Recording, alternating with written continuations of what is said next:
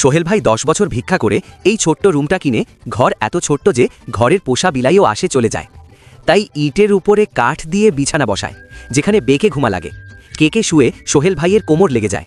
তাই অবশেষে সোহেল ভাই আমাকে লাক্সারি রুম মডিফাই করতে দেয়। প্রথমে পুরাতন জানালা সরিয়ে দুটো বড় ফ্রেম দিব, তারপর মজবুত নাট বল্টু দিয়ে লাগিয়ে বুট প্লাইয়ের কাঠ দিয়ে ফ্রেম দিব। নিচে সোহেল ভাইয়ের পুরাতন কাপড় রাখে কাঠের দরজা দিব। তারপর উপরে বিছানা বালিশ দিব, যেখানে তার বউয়ের সাথে ঘুমাবে।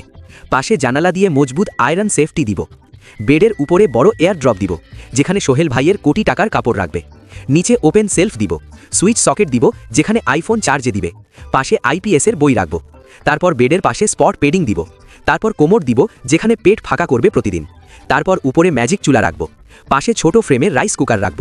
তারপর ড্রেসিং দিয়ে উপরে ফ্রেম দিব, যেখানে দামি দামি মশলা রাখবে। পাশে লাল পানি রাখব। তারপর সাইডে হুক দিব, যেখানে ব্যাগ ছাতা প্রয়োজন জিনিস রাখবে। কোণে ফোল্ডিং টেবিল দিব, যেখানে সোহেল ভাই ফ্রি ফায়ার খেলবে। উপরে একটা বইয়ের শোপিস দিব। আর টেবিলেই খাওয়া করে টেবিল ফোল্ড করে প্রজেক্টর দিব, যেখানে বসে বসে মুভি দেখবে। প্রিয় বন্ধুরা, সোহেল ভাইয়ের রুমে কি কম আছে কমেন্টে জানাও।